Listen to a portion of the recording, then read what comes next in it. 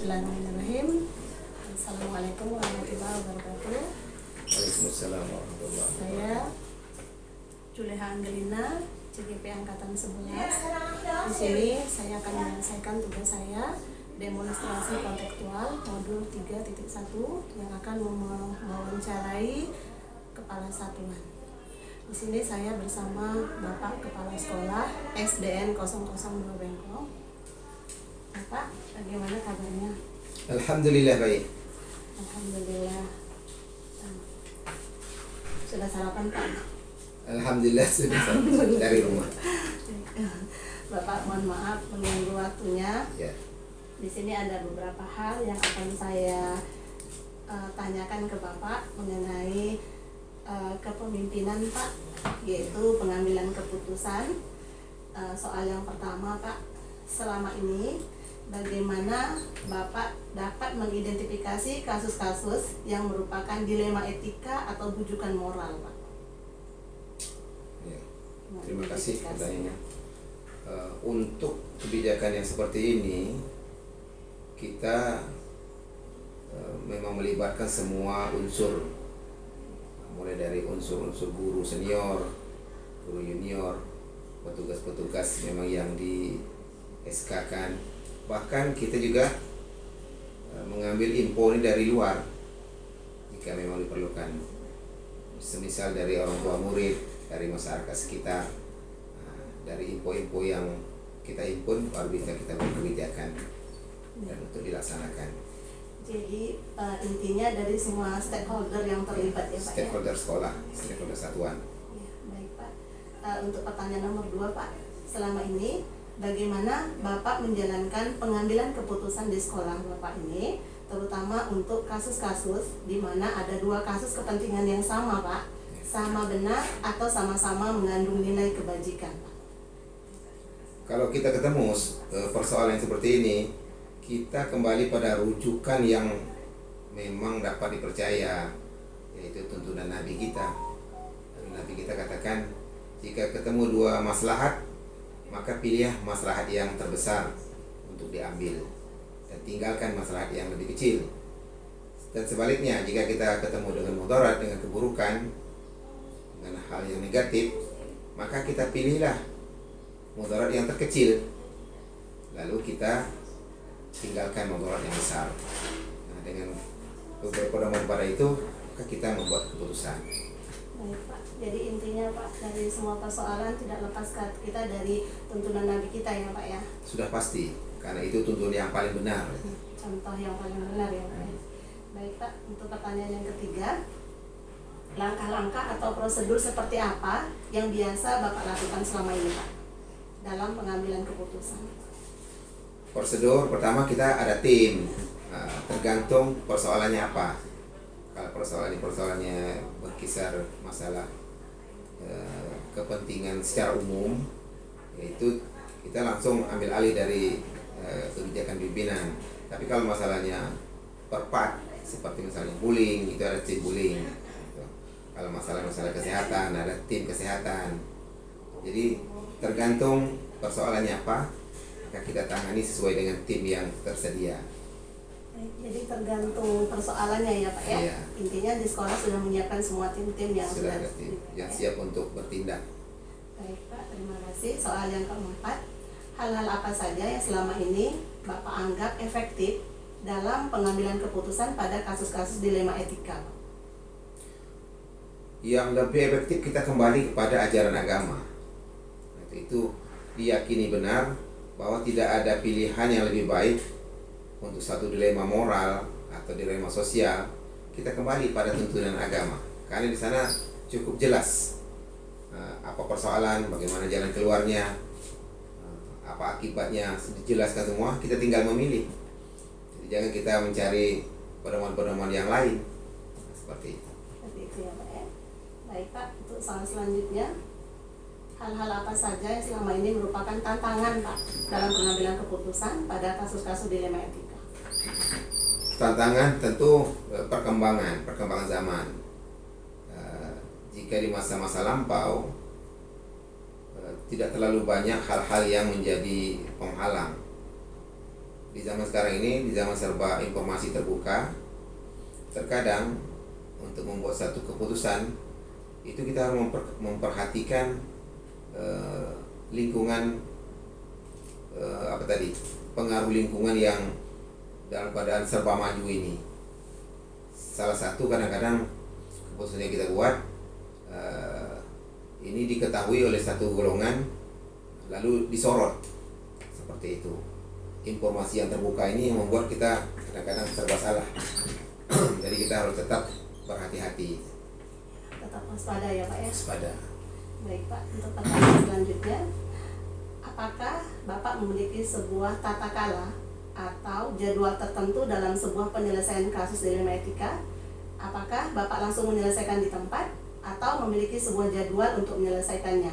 Bentuk atau prosedur seperti apa yang Bapak jalankan? Prosedur standarnya tidak ada.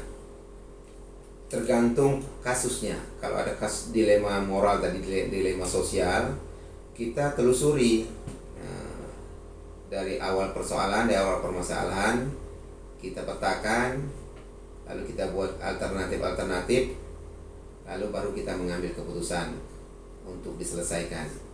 Kira-kira begitu. Berarti intinya bisa saja terjadi penyelesaian di tempat ya Pak ya? Pada umumnya itu penyelesaian di tempat. Di tempat. Sebab kasus-kasus moral ini biasanya tidak terjangka waktunya kejadiannya. Bisa sewaktu-waktu dia terjadi. Baik Pak, untuk pertanyaan yang ketujuh, apakah seseorang atau faktor-faktor yang selama ini mempermudah atau membantu Bapak dalam pengambilan keputusan dalam kasus-kasus dilema etika? Jelas ada.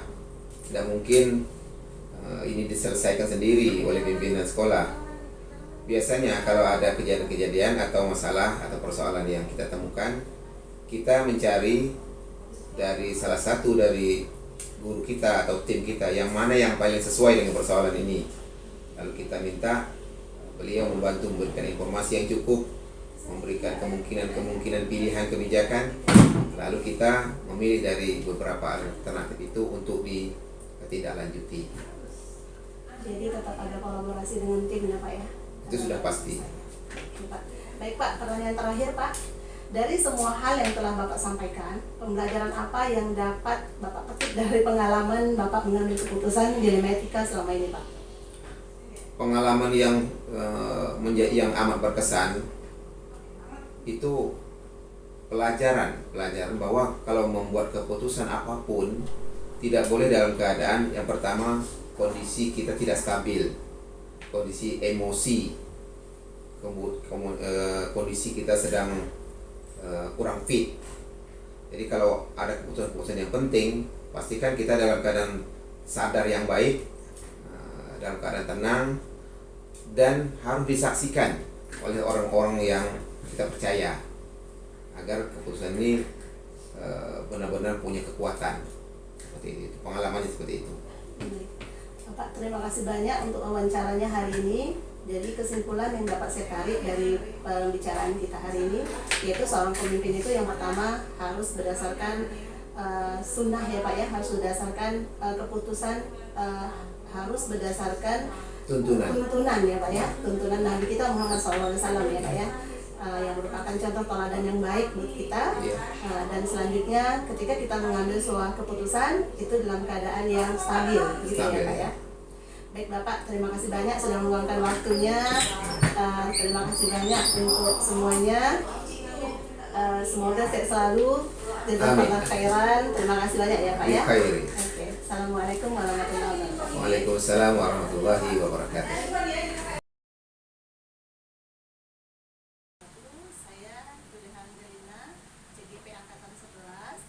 Di sini saya akan mewawancarai kepala satuan, yaitu Ibu Jumairo SPD MPD yang bertugas di SDN 004 Rempong. Assalamualaikum Ibu. Waalaikumsalam warahmatullahi wabarakatuh. Bu Reha, Ibu bagaimana kabarnya? alhamdulillah saya baik-baik saja. Alhamdulillah.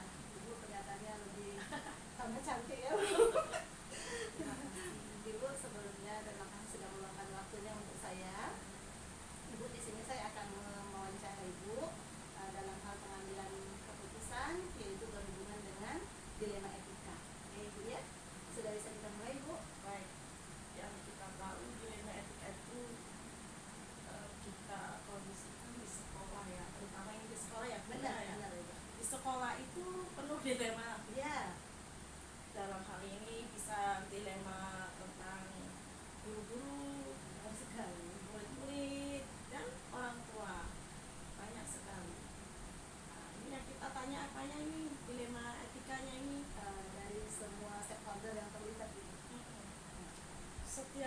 kasus kalau kita fokuskan misalkan kasus itu, misalkan kasus anak-anak di sini, mungkin anak-anak itu ada benturan-benturan dalam hal belajar ya, terutama yang sekarang sedang viral, bully, ecek mengecek. Ini kemarin baru terjadi, memang ecek mengecek tentang kegiatan yang di dalam sekolah, di dalam kelas lah ya, di dalam kelas itu. Lalu kita sampai turun tangan. Nah, itu salah satunya di etika itu. Selama ini yang sebagai ibu kepala sekolah, memang dari kasusnya itu tidak berawal dari kelas. Mungkin guru itu belum memahami atau bagaimana bingung menyelesaikan, ya larinya ke kepala sekolah gitu. Nah, sebagai kepala sekolah saya supaya dulu menerima informasinya dari guru terutama dan murid. Nanti kita bisa mencari informasinya itu, survei itu salah satu survei lah, kita survei.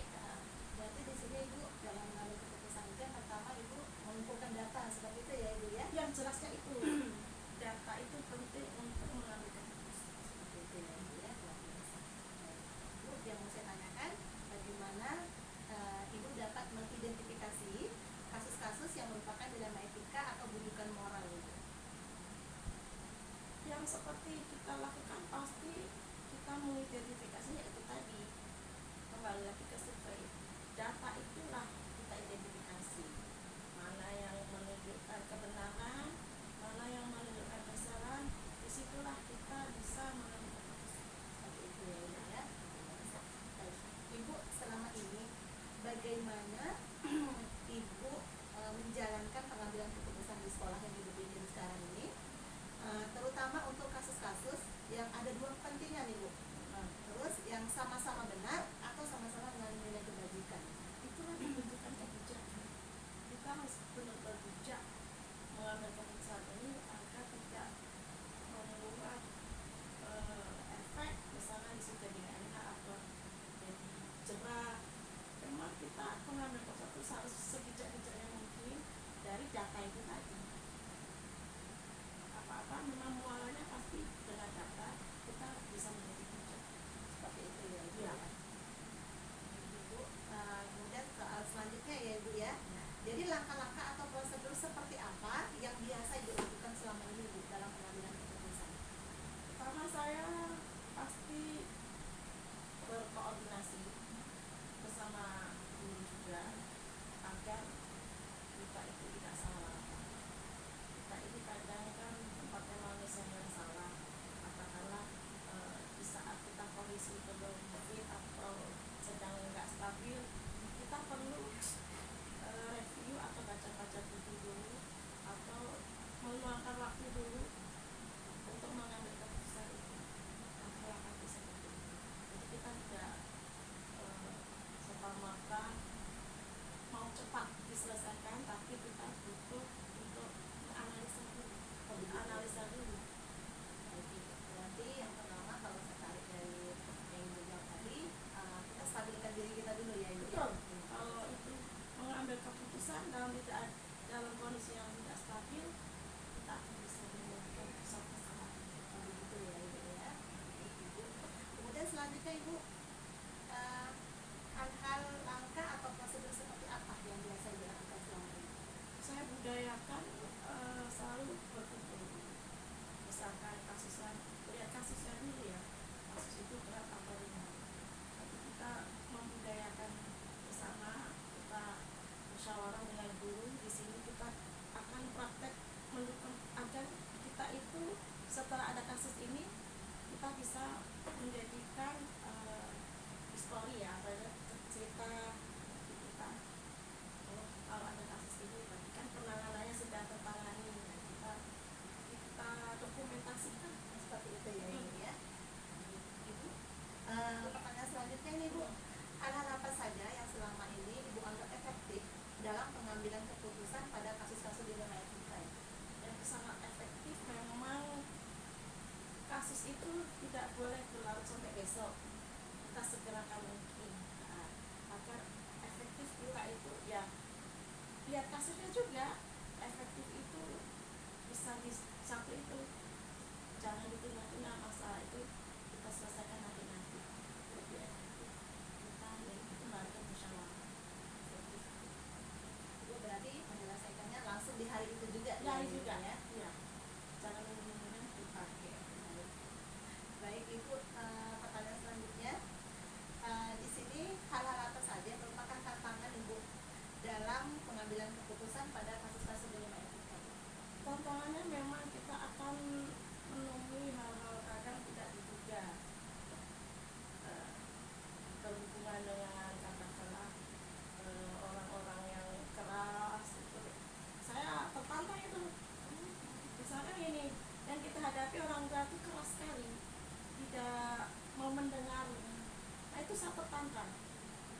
Saya suka memakai pendekatan atau menyelesaikannya itu tidak harus di sini, mungkin kita di tempat yang nyaman. Itu saya tertantang sekali dengan orang yang memang waduh sepertinya maunya menangnya sendiri. Kita sebagai pendidik tidak didengar apa yang kita sampaikan. Itu saya tertantang sekali dengan hal ini. Baik Ibu, luar biasa ya Ibu ya. Baik Ibu, untuk selanjutnya ini Ibu, apakah Ibu memiliki sebuah tata cara atau jadwal tertentu dalam penyelesaian kasus dilema etika? Apakah langsung diselesaikan di tempat atau memiliki sebuah jadwal untuk menyelesaikannya? Bentuk atau prosedur seperti apa Ibu yang akan dibicarakan? Prosedur yang utama, saya langsung menyelesaikan masalah itu di mana. Katakanlah memang ya kembali lagi ya kasus itu keras sekali, kita segerakan. Tata kelolanya pokoknya kalau ada masalah kembali lagi segerakan aja, disegerakan, diselesaikan. Nggak bisa sendiri, minta bantuan, harus kolaborasi. Kolaborasi sama Iya. guru ya Ibu ya. Luar biasa sekali. Baik Ibu, selanjutnya seseorang atau faktor-faktor apa yang selama ini mempermudah atau membantu Ibu dalam pengambilan keputusan ini? Faktor utama memang latar belakang. Faktor utama, saya katakan minta bantuan, misalkan saya dapat latar belakang masalahnya itu misalkan tentang kesehatan, saya berhubungan dengan kesehatan, tentang keamanan sekolah atau yang tentang bully, saya dengan orang yang berkompeten di bidangnya, seperti itu. Agama, saya ketemu agama. Berarti Ibu memang sesuai prosedurnya ya Ibu? Iya, ya? sesuai Sesuai dengan ahlinya ya? Iya, Ibu? sesuai dengan ahlinya. Luar biasa sekali Ibu. Ibu, ini pertanyaan terakhir. Dari semua hal yang sudah Ibu sampaikan tadi, pembelajaran apa yang dapat Ibu petik dari pengalaman Ibu pengambilan keputusan selama ini? Pembelajaran dari segala macam pengalaman, kita bisa menyelesaikan masalah itu salah satunya adalah dari pengalaman. Pengalaman itulah yang bisa membuat kita lebih percaya diri, lebih kita yakin bahwa itu tepat, karena berdasarkan pengalaman, di samping itu berdasarkan pengetahuan keterampilan dalam hal menangani kasus. Memang kita itu sebagai pemimpin pendidikan terutama harus banyak bersinergi, berkolaborasi, melihat, update terus. Kita update terus kasus-kasus yang sekarang viral apa. Nah, itulah kita bisa mengambil keputusan. Terus banyak pengalaman, banyak wawasan, banyak wacana, banyak membaca. Ibu, di akhir sesi wawancara ini saya tarik kesimpulan bahwasanya Ibu seorang pemimpin yang luar biasa dengan berkolaborasi menyelesaikan segala permasalahan